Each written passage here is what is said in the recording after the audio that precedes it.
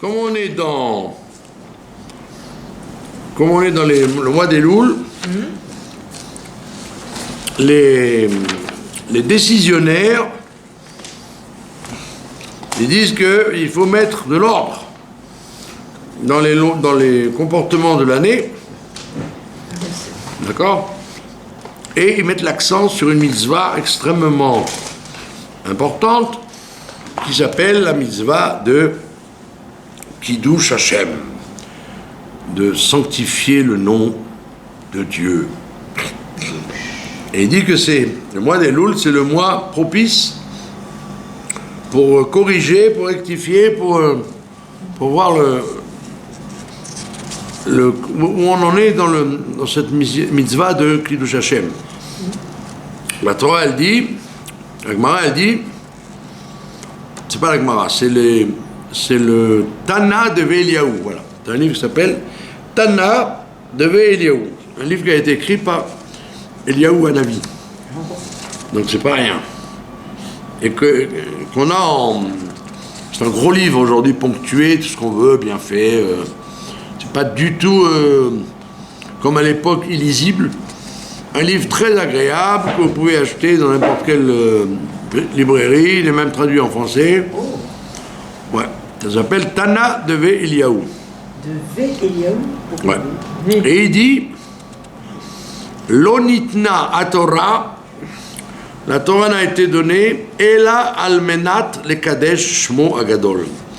La Torah n'a été donnée que pour sanctifier son nom. D'accord?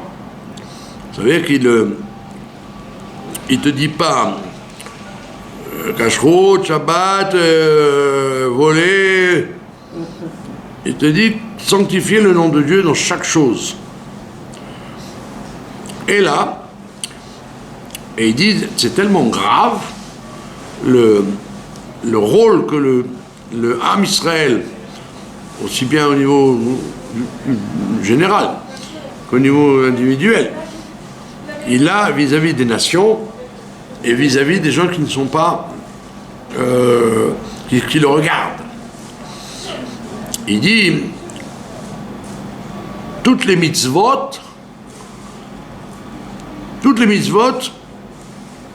Dieu peut les nettoyer, mais celle-là non. Il ne peut pas nettoyer cette faute, pour cette mitzvah ou cette anti-mitzvah. Il dit parce que un juif, qu'il le veuille ou non, il représente Dieu sur terre. Il est le porte-parole, le messager, l'incarnation de Dieu sur terre. Et donc tout ce que l'individu va faire, soit il va donner la foi et la confiance qu'il y a un Dieu qui dirige son monde, ou le contraire. C'est pas de la tarte, comme on dit. C'est pas de la tarte. Et donc, et quel est le problème? C'est que les gens ne se rendent pas compte de ça. Ils se disent Kiddush Hashem, c'était pendant l'Inquisition, il fallait monter sur le bûcher, la Shoah, il fallait dire qu'on est juif même si on n'a pas envie, etc. Les gens ne se rendent pas compte que c'est au quotidien. Kiddush Hashem et le Chilul Hashem, profaner le nom de Dieu ou le sanctifier, c'est une histoire de chaque instant et chaque moment et chaque endroit. D'accord? Nous, par exemple, nous sommes en confrontation sans arrêt avec des étrangers. Dans les rues, dans les magasins, dans les caisses les caisses de Monoprix, dans les téléphones. Et on a également affaire à des gens qui ne sont pas religieux et qui nous regardent. Et donc on te dit, des fois, et c'est ça le problème de Elul, c'est que si quelqu'un, il faisait pas Shabbat, ou il n'a pas mangé kasher, ou il volait, ou il n'a pas allumé les bougies de Hanouka, Bon, Elul, il dit, tiens, ben voilà, je prends la décision, à partir de maintenant, je vais faire attention. Il s'est localisé où ça n'allait pas et où il doit réparer. Ou une femme, par exemple, n'était pas de sniout, elle avait des bras nus, ou elle n'est pas un comportement comme il faut. Elle dit, ouais, c'est pas bien, je vais commencer à changer. Mais dans Chilul Hashem, Kiddush Hashem, il arrive quelquefois que les gens ne savent même pas qu'ils font, qui profanent le nom de Dieu ou qui sanctifient le nom de Dieu. Ça s'est passé complètement inaperçu chez eux. Hier, j'étais au super. Et à la caisse, il n'y a que des Arabes maintenant, dans ce super-là. Des Arabes, et il y avait une dame, que Dieu la bénisse, elle achète un produit de vaisselle, un produit de lessive, je ne sais pas quoi. Et il lui tape et il lui dit 9 shekels. C'était rien, c'était un très gros paquet, très gros. Et c'était que 9 shekels. Et alors il reprend le truc, bon il a tapé, il reprend le truc, et ça l'étonnait lui-même. Et elle lui fait, qu'est-ce que ça peut te faire? C'est écrit 9 shekels, qu'est-ce que tu as besoin de discuter? J'avais honte, qu'est-ce que... Il n'a pas le droit, le caissier, de... Peut-être qu'il va vouloir l'acheter pour sa mère, il a le droit. Il a le droit aussi de se dire, il y a peut-être une erreur. Non, il a accepté que ce qui est inscrit est inscrit, c'est pas... ça peut se comprendre. Mais lui-même, il était surpris. Peut-être il va acheter une caisse, il va partir avec. Et elle a crié dessus comme si elle n'avait pas honte de rentrer dans sa vie. J'ai envie de lui dire, madame, c'est un arabe. Vous êtes religieuse. Il va dire, c'est ça les religieux. C'est comme ça les... Donc on est confronté en permanence avec ce dilemme que quand on se comporte n'importe où, est-ce qu'on sanctifie le nom de Dieu ou on le profane? À chaque instant. Et le problème, c'est que des fois, on ne s'en rend pas compte. Donc c'est très dur à réparer pour la bonne raison qu'on n'est pas conscient de la chose qu'on a faite. On ne s'est pas rendu compte. D'accord? Un jeune Bachour Yeshiva dans l'autobus ou dans le train, il y a une dame qui rentre, quelqu'un qui a besoin de s'asseoir et lui, il ne se lève pas. Ça met un quoi? Ça met une question. Les gens disent, c'est ça la Torah. C'est ça le chinour, c'est ça le moussard qu'ils apprennent. Donc ça enlève du crédit au judaïsme. Qu'on le veuille ou non. Même si on est très fort et on est convaincu, etc., on se dit, la Torah elle est censée venir améliorer les gens, en faire des gens mieux. Ah, si c'est pas le cas, ça pose problème. Bon. Les gens doivent dire, je suis bête parce que moi je n'ai pas de respect pour la Torah. Je regarde les résultats, regarde les enfants, regarde comment les gens se comportent. Vous avez compris? Oui. Et oui, une histoire que j'ai racontée déjà. Et c'est celui à qui elle est arrivée qui a demandé à ce qu'on la diffuse. Il y avait un chauffeur d'autobus qui venait descendre de Méron, de Rabbi Shimon. Et l'autobus était plein à craquer. Et donc il y avait un monsieur, un orthodoxe, avec une kippa noire, une chemise blanche, une barbe. Il bloquait un peu la porte, et surtout il bloquait le rétroviseur. Et le chauffeur lui dit, s'il te plaît, avance un peu parce que je ne vois pas. Et si je ne vois pas, c'est dangereux avec les tournants et la grande rouge, j'ai besoin de voir, avance un peu. Il dit non. Alors il dit, attends, avance un peu, il y a de la place sur la marche, monte un peu, comme ça me laisse mon champ de vision. Il dit non. Il dit, comment je te comprends pas, j'ai besoin, c'est pas pour me faire plaisir, c'est pour les voyageurs. Et il dit non. Et je te dis franchement, que tu deviennes blanc, que tu deviennes noir, ça ne changera pas, c'est non. L'autre, il s'est retenu et il a continué sa route. Et ils arrivent à destination. Le monsieur rentre chez lui. Et il rentre chez lui, sa femme lui dit « J'ai un problème, on a un problème, regarde notre enfant, notre fils, il a des taches noires sur le corps. Taches noires comme ça qui poussent sur le corps. Waouh !» Alors il l'amène à l'hôpital, bien évidemment.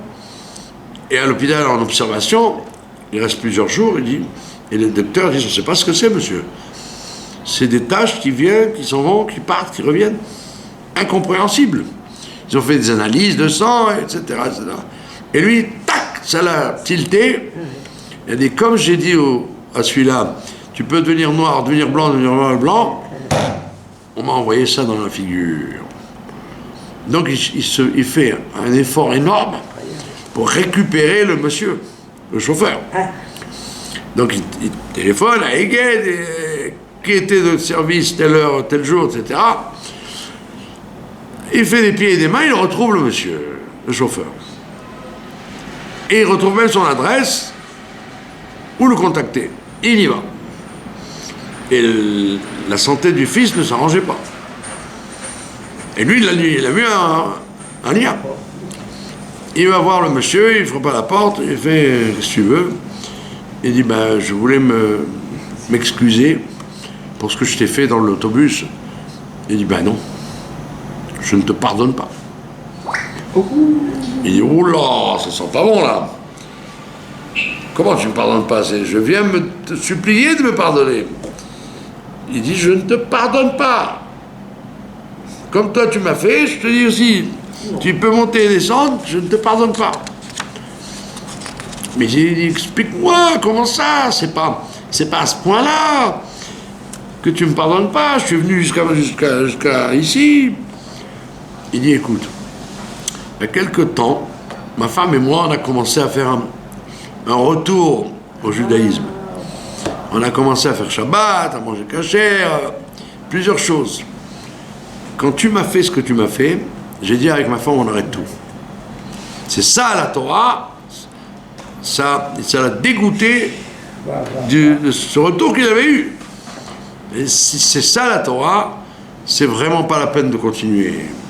Et ça, il a dit, c'est à cause de ça que je ne te pardonne pas.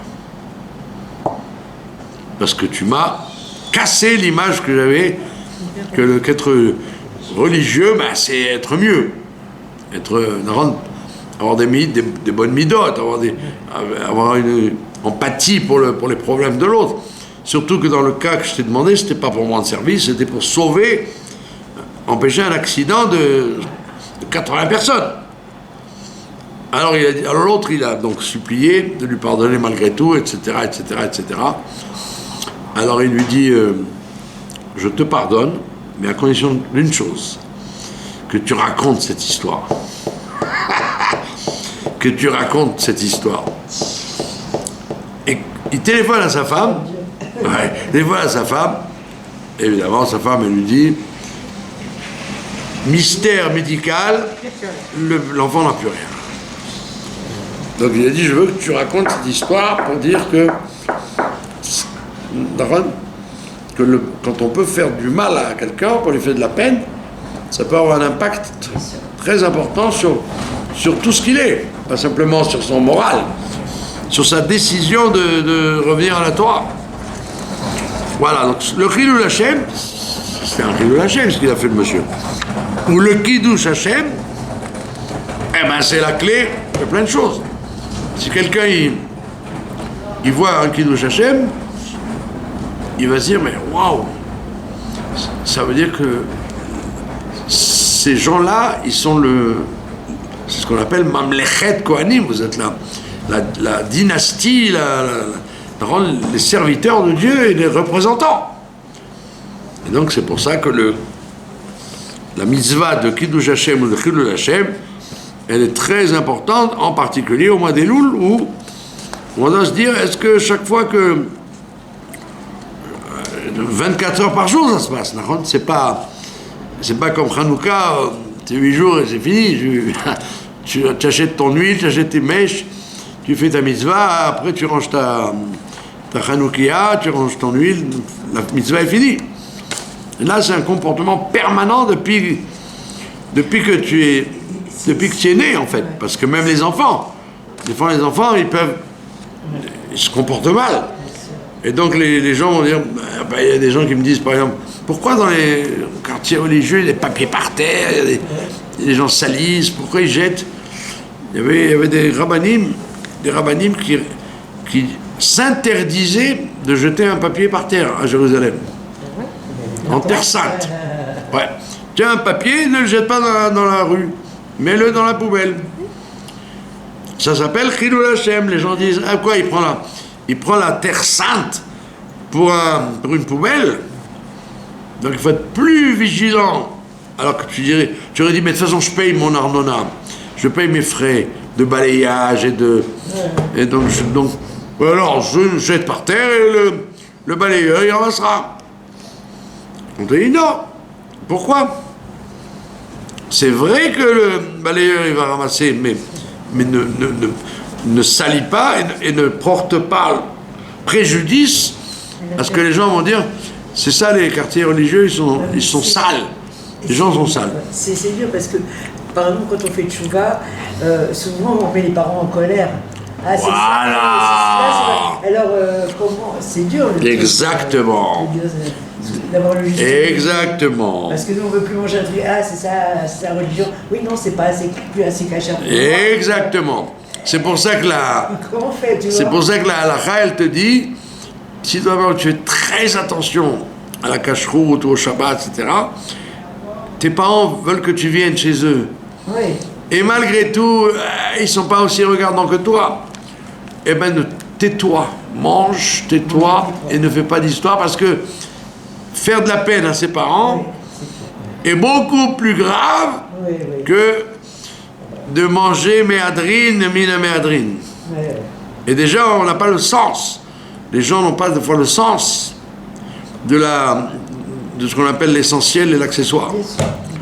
Et en même temps, comme vous dites, en fait, ça relie à Chilul Hashem. Parce que les parents, c'est sûr qu'ils passent tout, ils aiment leurs enfants, etc. Mais ils se disent, c'est pour en arriver là que tu es venu au judaïsme pour être moins respectueux que quand tu n'étais pas. Exactement. Et c'est la même chose. C'est pour ça qu'on dit quand un guerre, il arrive à la conversion, il doit respecter ses parents. Il ne doit pas dire, ah, c'est des goïms, mes parents, c'est pas des juifs. Oui, mais eux, ils vont dire, oula, quand tu étais notre enfant, c'était comme il faut. Maintenant que tu es rentré dans un système, la Torah a moins de respect pour les goïms que quand tu étais toi-même pas juif. Donc effectivement, tout ça, c'est une boule de neige à laquelle il faut faire attention. C'est pourquoi on te dit, voilà. Et c'est pour ça que les Mefarshim, ils disent que c'est une mitzvah extrêmement compliquée parce qu'on n'a des fois aucune conscience qu'on l'a transgressée. Ou l'inverse.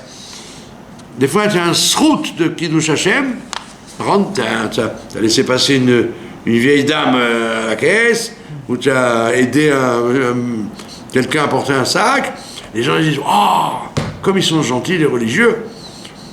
Toi, tu croyais, bon, ça va passer à l'as. Pas du tout, ça peut être considéré comme un mérite que les gens, à l'éternité, ils vont dire « Eh ben, tu sais, j'aime les gens, j'aime la Torah à cause de cette personne que j'ai rencontrée. » C'est énorme. Voilà, donc c'est pour ça qu'on te dit, en Elul, mettre l'accent sur le principe du Cheshbon Nefesh, de calculer comment ça marche, comment on s'est comporté dans le Kiddush Hashem et le Chilul Hashem. C'est intéressant. Vous n'y auriez peut-être pas pensé à la gravité et à la grandeur de la mitzvah. Voilà, c'est ça là, ça c'est la halakha. Et elle est, rassurez-vous, acceptée par tout le monde. Personne ne dit Non, ce Tana de Eliaou, ce Eliaou à la vie, il y a d'autres choses plus importantes. Voilà. Maintenant, la paracha, elle nous dit, à la fin, paracha de Kitetse, la Milchama, la paracha, elle nous dit,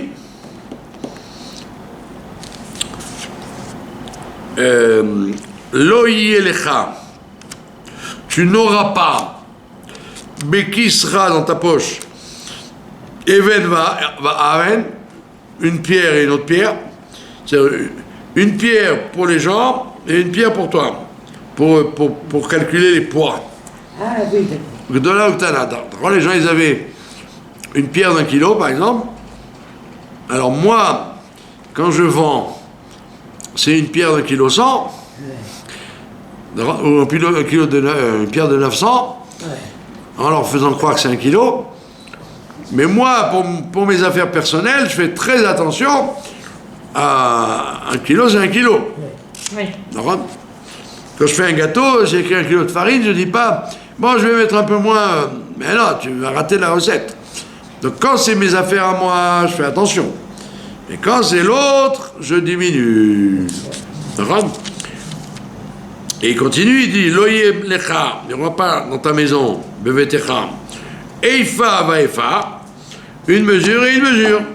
En hébreu, on dit ça. D'ailleurs, on dit eifa va eifa, ça veut dire, toi, tu te juges comme ça, et les autres, tu les juges comme ça.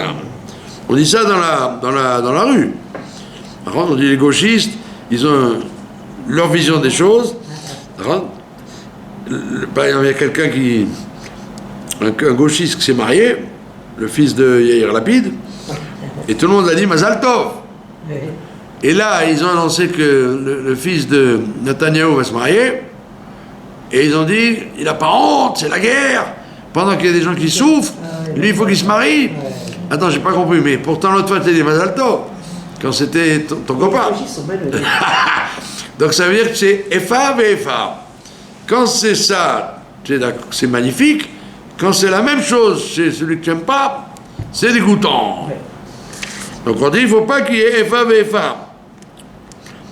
Donc, Even Shlema, Metzedek qui est là, tu dois avoir une pierre intégrale chez tout le monde, etc. Efa Shlema, etc. Afin que Dieu rallonge ta vie sur la terre que Dieu te donne. Et il dit pourquoi ? Parce que Toravat Hashem Elokecha Kolosele, parce que c'est une abomination chez Dieu, tous les gens qui font comme ça, qui font 2 poids, 2 mesures. Et juste après, qu'est-ce qu'elle dit la Torah ? Elle dit Zachor et Asher Asa Lecha Amalek. On va lire Shabbat en dernier la mitzvah de se souvenir d'Amalek. Et à tel point que les Mefarshim disent que si quelqu'un n'a pas écouté la mitzvah d'Amalek à Purim ou à Béchalar au moment où on parlait de ça, eh bien c'est maintenant qu'il faut venir à la synagogue pour l'entendre. D'accord ? On récupère. On dit, rappelle-toi de ce qu'a fait Amalek, etc., qui t'a frappé quand tu étais fatigué, etc., et il faut détruire son souvenir. Alors le rabbi de Lubavitch, il dit, attends, quel rapport, voyons en profondeur, quel rapport il y a entre les histoires qu'on vient de voir de Pierre, de mesure pour mesure, c'est 2 mesures différentes, et puis on parle d'Amalek. Amalek, ça veut dire que, et Rashi ramène ça, Rashi et les commentateurs disent, si tu ne respectes pas ce principe de droiture dans les pierres, eh ben attends-toi à ce qu'Amalek t'attaque. Ça veut dire quelque chose. Ça veut dire qu'il y aurait un rapport de cause à effet.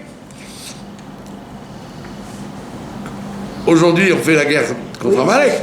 Aussi bien le Hezbollah que le Hamas, que l'Iran, que tous ces ennemis là qui se dévoilent, se déchaîne depuis... Mais ça voudrait dire qu'on n'aurait pas été honnête dans quelques mesures. Voilà, donc on va essayer de déchiffrer en quoi la situation est un rapport avec Amalek ou pas Amalek.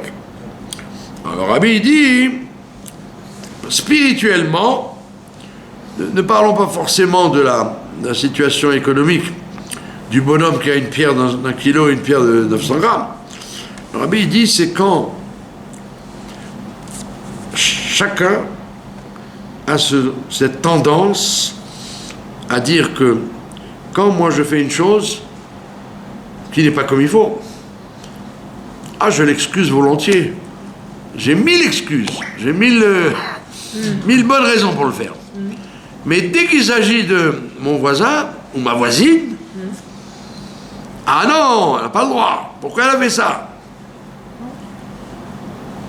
Le Rabbi dit, quand tu fais ça, cette différenciation permanente entre ton comportement que tu pardonnes très volontairement et très largement, mais que chez l'autre, quand c'est la même chose qui se passe, et même des fois moins grave, tu es prêt à être impitoyable. C'est ça ce qu'on appelle, comme on dit dans la rue, Efa ve'Efa. 2 poids, 2 mesures. Oui. Donc ça veut dire que c'est comme on a vu tout à l'heure sur le Kiddush Hashem, c'est un comportement qu'on a et qui, quelquefois, on ne s'en rend même pas compte. On ne s'en rend même pas compte. Je me permets, je me tolère des tas de trucs. Et dès que je les vois faire chez l'autre, je ne laisse pas 1 gramme de tolérance. D'accord? Je vois des religieux qui sont comme ça. Ça veut dire que tout le monde a cette probabilité de comportement, c'est humain. Oui, c'est humain. On n'a pas dit que c'est spécifique à tel groupe. C'est que le côté spirituel de cette mitzvah, Efa ve'Efa, Even ve'Even, c'est très très fréquent chez chacun. Et donc on le voit, comme vous avez dit, on le voit chez l'autre, on le voit en gros chez l'autre, mais en vérité, peut-être que chaque fois on fait la même chose. Ouais.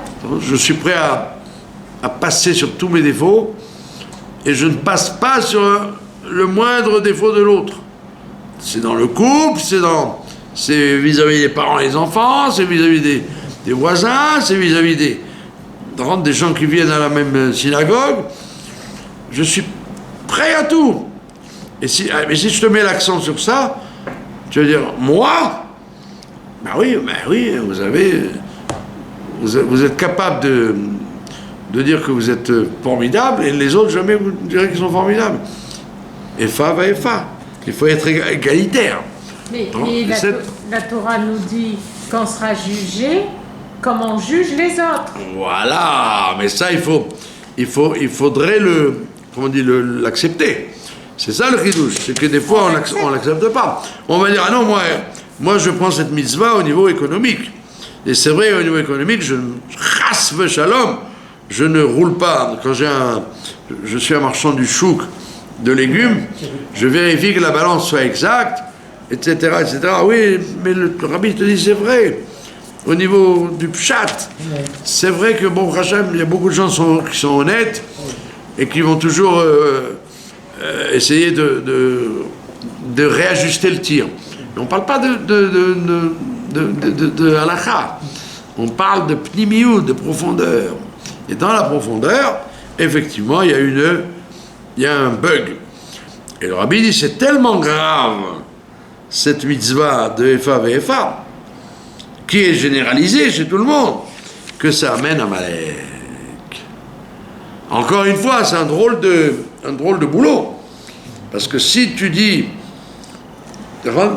avais dit que c'était simplement le truc économique qui amenait à Malek, tu aurais dit, bon, on va déceler tous les arnaqueurs qui roulent dans les prix et qui trafiquent la balance, et bien c'est fini, il n'y a plus d'Amalek.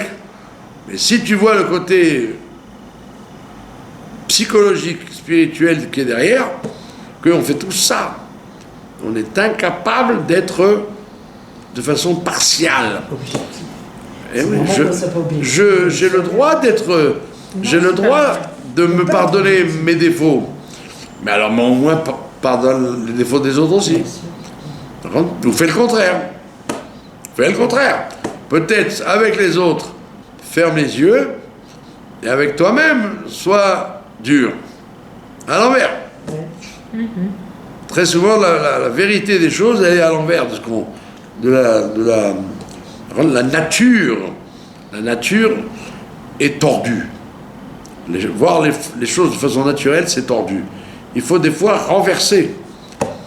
Comme on dit en yiddish, quand on étudie avec Mara, tu penses quelque chose, on dit Punkt Farker. C'est juste le contraire. Punkt Farker. C'est exactement le contraire. Comme ils disent les Israéliens, à four à la four. C'est tout le contraire qu'il faut voir. D'accord? Il y a une dame qui m'a téléphoné pour me dire voilà, son mari ne lui parle plus, et ses enfants ne lui parlent plus, et elle trouvait qu'ils étaient abominables. Alors j'ai dit écoutez, madame, sans vouloir vous vexer, vous faire de la peine, si toute la famille se ligue contre vous, surtout les enfants, ils devraient être neutres, au moins moitié-moitié, papa et maman, on ne se mêle pas. Alors j'ai dit, posez-vous quand même un minimum de questions, peut-être que vous avez un comportement que je ne connais pas, parce que je ne vous connais ni d'Adam ni d'Ève, comme on dit. Et malgré tout, elle me dit, ah, vous croyez. Alors elle trouvait des solutions. Je vais vendre ça, je vais faire ça, je vais voyager là. Je dis non, mais pourquoi vous cherchez des solutions annexes autour? Comme on dit en français, tourner autour du pot. Soyez simple. Avec votre mari, vos enfants, soyez simple. Ne cherchez pas des solutions à tirer à l'arigot. Elle m'a dit, vous croyez? Je dis, je ne crois pas, j'en suis sûr. En tous les cas, j'ai essayé. Si vous essayez de changer de fusil d'épaule, tu switches, comme on dit. Tu fais un switch sur ton comportement en disant, attends, c'est peut-être moi qui suis tordu. C'est peut-être moi qui vois à l'envers. Et si tu essaies de voir à l'envers de ce que tu croyais être l'endroit, et à l'endroit de ce que tu croyais être l'envers, essaye une petite période, un petit séminaire de quelques jours. Et tu vas voir les résultats. Et quand tu vois les résultats, tu dis waouh, c'était effectivement comme ça. Vous avez compris? Quelqu'un il vous dit je lui dis pas bonjour parce qu'il me dit pas bonjour. Mais attends, mais dis bonjour peut-être, essaye. À l'envers. Et puis tu te rends compte que la personne n'avait pas osé te dire bonjour parce qu'elle croyait que tu étais fâché avec lui. Et ma soeur, c'était rien du tout. Etc. Les gens se battent avec eux-mêmes. L'être humain, goy ou juif, c'est le seul à avoir des problèmes psychologiques. Vous verrez jamais un chat ou un rhinocéros contrarié parce que l'autre rhinocéros lui a pas dit bonjour. Un chat, il est contrarié parce que vous lui avez pas donné sa viande. Mais c'est tout, après il oublie. L'individu, il est malade, il a un problème psychologique grave de pouvoir garder des valises de problèmes jusqu'à la mort. Jusqu'à la mort. Alors, comme disait le rabbi précédent, il disait l'âge d'un individu ne se voit pas sur son passeport. C'est-à-dire quelqu'un il peut avoir sur son passeport l'âge de 60 ans, mais en vérité, il est encore à l'âge mental de 6 ans. Il a évolué son corps, ses habitudes, son argent, sa vision des choses a augmenté de 6 ans à 60 ans, mais il y a des plages inconnues chez lui qui sont restées à l'âge de 6 ans. Et c'est pas parce il n'a pas le doigt dans la bouche, le pouce dans la bouche, qu'il a évolué. Il est peut-être resté un enfant. Et des fois, être resté un enfant, c'est pas bon. Il faut devenir un adulte. admettre, accepter, switcher, qu'est-ce qu'il y a? C'est pas la fin du monde de retourner sa veste, de penser comme ça, de penser comme ça. Un homme politique, c'est pas beau, mais dans la vie, c'est très bien de dire. Il y a des gens qui disent oh, il a changé, hein, vous avez changé. Ben oui, très bien. C'est très bien, c'est un compliment de dire à quelqu'un qu'il a changé. Si quelqu'un ne change pas quand c'est pas bien, eh ben, il faut pas le féliciter pour ça. Ah, je suis stable. Je reste aussi pourri que j'étais depuis quand j'avais 18 ans. En général, ils disent Eh non, il faut. Pardon? En général, ils disent moi je suis entier. Voilà, je suis entier. Je suis entier, alors. Peut-être qu'il ne faudrait pas être entier, peut-être qu'il faudrait être en petits morceaux. Vous avez compris? Ouais. Donc le Rabbi dit, c'est une grande claque qu'il envoie là, parce qu'il envoie dans la paracha de Kitetsé. Il dit en plus la paracha ne se lit que en Elul. Cette paracha c'est en Elul. Donc c'est encore une fois une paracha qui nous invite à la Teshuvah du mois d'Elul. Ouais. Et donc le Rabbi dit, étant donné que on craint l'attaque d'Amalek, on doit s'efforcer de ne pas avoir deux mesures, une pour soi-même et une pour l'autre. Mais bien au contraire, juger l'autre en face avec un bon œil, le kav zechut, et se juger soi-même avec sévérité. D'accord ? Parce que tu ne sais pas ce qui bout dans la marmite de l'autre. Peut-être qu'il a une ancienneté, il a quelque chose qui l'ont amené à être comme il est. Et toi, peut-être, tu n'as pas les mêmes excuses. Donc tu dois être peut-être plus sévère avec toi-même et plus indulgent avec les autres. Voilà. Avez-vous des questions? Comment on se comporte avec quelqu'un qui est comme ça, c'est-à-dire qui commence à vous dire c'est mon caractère, je suis comme ça, je ne changerai pas. Comment nous, on peut l'aider sans vexer? J'ai pas la solution.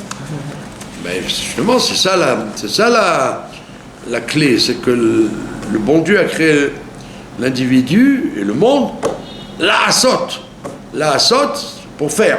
Hein? Qu'est-ce qu'il dit qu'est-ce qu'on dit? Comment on traduit la saute? Les taquets, arrangés. Ça veut dire que quelqu'un qui dit je ne bougerai pas, je ne changerai pas, etc., eh ben, il n'est pas du tout dans le sens du judaïsme. Oui. Parce que l'individu, même le plus grand sadique qui soit né, il a des choses à réparer et des choses à arranger, pas forcément des horreurs, non, même des petites choses. Donc quelqu'un qui dit je ne changerai pas, ben, tu es un rachat. Enfin, lui expliquer que c'est ce qu'a dit Tournus Repousse à Rabbi Akiva. Quand il dit si votre Dieu était si intelligent, pourquoi il n'a pas fait les enfants déjà circoncis? Il avait qu'à les faire circoncis. Alors Rabbi Akiva il dit parce que Dieu il a fait le monde pour qu'on le rende parfait. Et donc exprès, rien n'est parfait exprès. Même moi, je ne suis pas parfait. Et je n'ai pas de honte à ça. Pourquoi aurais-je une honte à ça? Puisque le jour où on est parfait, ben on s'en va du monde. Si tu es parfait, tu n'as plus rien à faire ici. Donc toute la clé de la vie, c'est justement de changer, d'améliorer, de rectifier. Il y a un pâtissier qui m'a dit ça. Un pâtissier, il a une stabilité de produit et un monde fou qui vient chez lui parce que c'est toujours la même stabilité. Alors je lui ai dit bravo, hein, Kol HaKavod. Il m'a dit tu crois que c'est bravo Kol HaKavod? Il m'a dit c'est un travail permanent de toujours améliorer, que le chocolat soit le meilleur chocolat, la pâte soit la meilleure pâte. La meilleure. Pardon? C'est quoi l'adresse? Le marzipan, le fameux pâtissier marzipan, rue Agrippas. Rouge et blanc. Vous avez vu ce magasin? Alors, on habite à Agrippas. En plus, il travaille sans margarine. Il travaille qu'avec de l'huile ou du beurre. Sans margarine. Ah oui, donc ça change tout. Bien. Bon, mais il m'a dit, mais qu'est-ce que vous croyez que c'est j'ai pris une décision, ça bouge plus. Tous les jours, il faut remettre sur le tapis que le cuisinier ne s'endorme pas, que le feu soit pas trop fort, etc., etc. Donc ça veut dire que l'individu qui va te dire moi je ne changerai pas, je suis né comme ça, tu dis tu as intérêt à changer, sinon tu reviendras en Gilgoul et en enfer. C'est une bracha de changer, c'est pas une. On dit il n'y a que les imbéciles qui ne changent pas. Ben oui, il n'y a que les imbéciles qui ne changent pas. Ne pas changer, c'est être un imbécile. Demandez à un artiste, il va te dire je vais refaire le tableau. La couleur ne m'a pas vraiment plu, je vais faire mieux. Quelqu'un qui écrit une mezouza, pareil. Un pianiste va dire je vais améliorer mon jeu. Un tennisman va dire tout le monde dit ça. Et un commerçant aussi. Le commerçant il ne peut pas dire ah non, moi je vends toujours la même chose, j'ai des produits d'il y a 25 ans. Ben Coco, le coca il a changé, les produits ont changé. Si tu veux que les gens viennent chez toi, il faut que tu t'adaptes. Donc la même chose, la nature humaine, le corps, l'âme ont besoin d'un changement, pas forcément radical, mais régulier. Comme une bonne marche à pied, ça entretient le corps. D'accord? Donc c'est pas du tout honteux de dire aux gens qu'il faut changer. Au contraire, c'est un compliment de changer. C'est bien, c'est beau. D'accord? Il y a des choses qu'il ne faut pas changer, bien évidemment. Les bonnes choses qu'on a, il faut les garder. Les mauvaises, les éliminer au fur et à mesure. Mais être mobile, c'est une mobilité du caractère. Et c'est comme ça, on n'a pas besoin d'appeler ça la teshuva, c'est la vocation de l'être humain. Un être humain qui ne change pas, il va s'abîmer, il va se pourrir. D'accord? Donc quand quelqu'un il se croit malin en disant, comme vous dites, je suis entier, ou dire je suis entier, ou dire je ne changerai pas, c'est une fausse compréhension de la raison d'être de l'être humain sur Terre. Juif ou goy, c'est même pas lié avec les juifs. Oui, c'est des natures aussi. Je veux dire. Pardon? C'est des natures comme ça. Je veux dire, mais justement, tout le but de la manœuvre, c'est de changer sa nature. Oui. La nature, c'est pas bon. Sauf la nature végétale, animale, minérale, etc. Celle-là, il ne faut pas la changer. Il ne faut pas la trafiquer. Mais la nature humaine, il faut la changer. Et on est là pour ça. Ouais. C'est une bracha. Et tu seras récompensé pour avoir changé.